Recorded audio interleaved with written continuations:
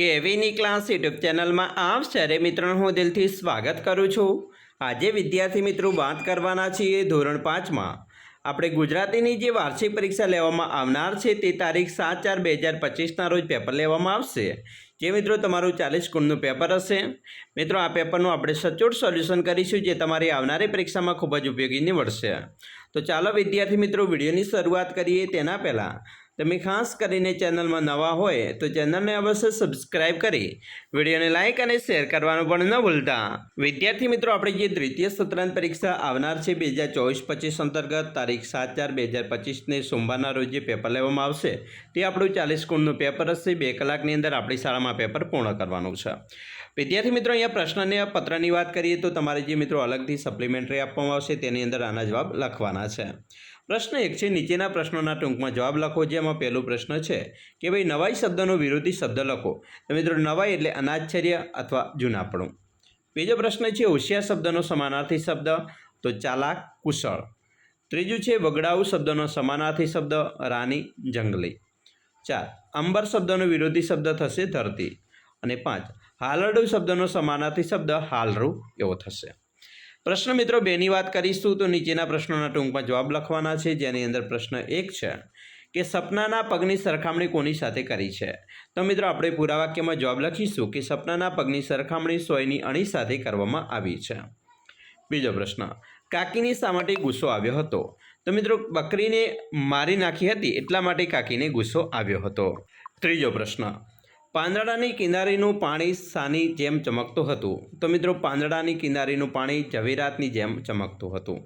4 કંચા એટલે શું, તમે તેને શું કહો છો। કંચા એટલે મિત્રો લખોટી, આપણે આને લખોટી જ કહીએ છીએ। જો તમે બીજું કંઈ કહેતા હો તો તમે લખી શકો છો। 5મો પ્રશ્ન છોકરાને સઘળું રહસ્ય ક્યારે સમજાઈ જાય છે।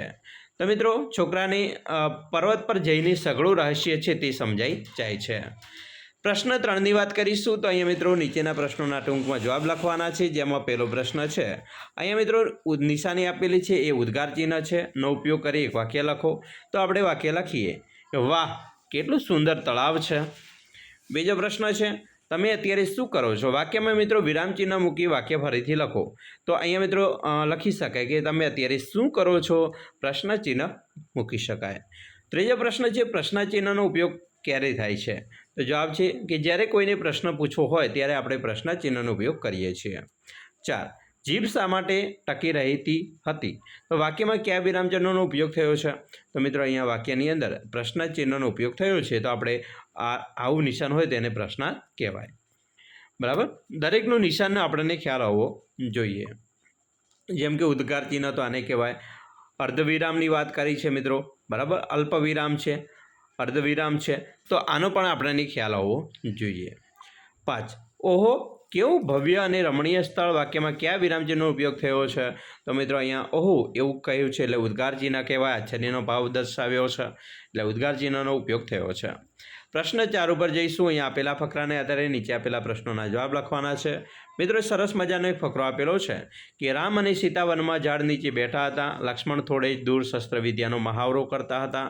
સીતાએ કહ્યું રાઘવ લક્ષ્મણને બોલાવી લાવો, એ પણ થોડોક વિશ્રામ કરી લે।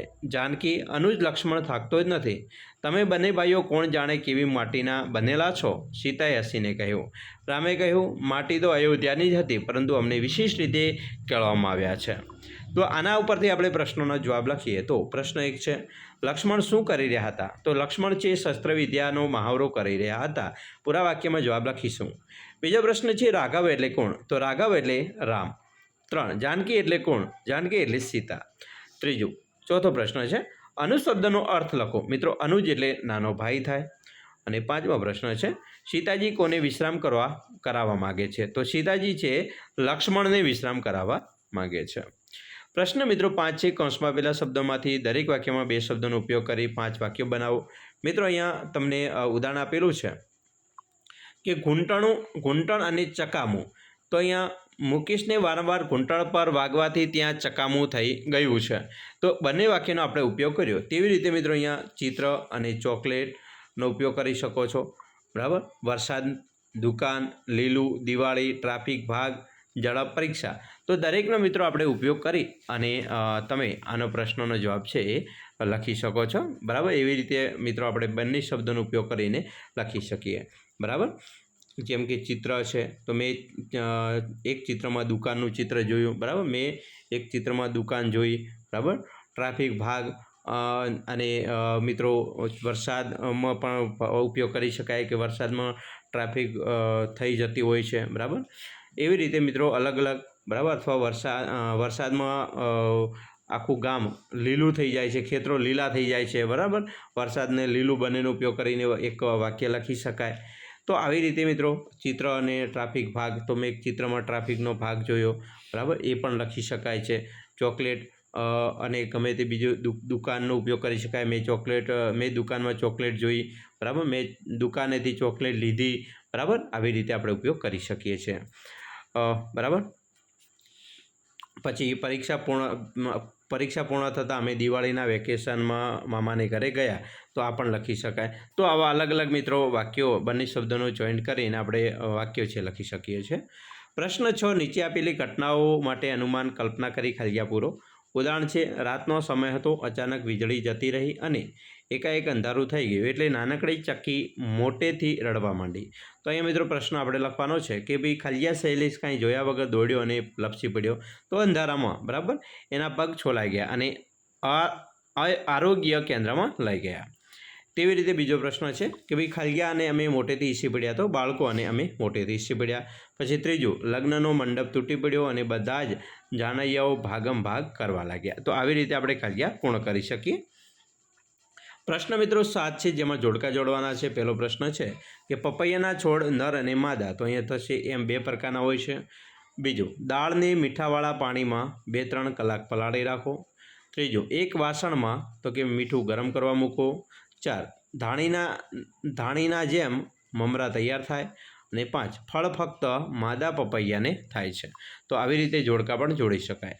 મિત્રો પ્રશ્ન 8ની વાત કરીએ તો અહીંયા તમારે 5 થી 6 વાક્યમાં વર્ણન કરવાનું છે. જેમ કે તમને ગમતું કોઈ સ્થળ અથવા મેળો, એના વિશે પણ પૂછી શકે છે.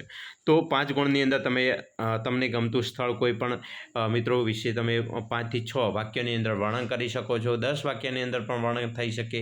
મેળા વિશેનું ચિત્ર તમારા મગજમાં આવતું હશે, તમે ઘણા મેળાઓમાં ગયા હશો, તો એના વિશે પણ મિત્રો તમે વ્યવસ્થિત રીતે મેળા વિશે મિત્રો તમારે 10 વાક્ય શું 20 વાક્યો લખવા હોય તો પણ તમે મેળા વિશે લખી શકો છો. તો સરસ મજાના મિત્રો તમારે 2 નિબંધ આપેલા છે, તેમાંથી કોઈ પણ એક નિબંધ વિશે મિત્રો તમે 6 થી 7 વાક્ય લખી શકો છો આરામથી અને 5 ગુણ મેળવી શકો છો.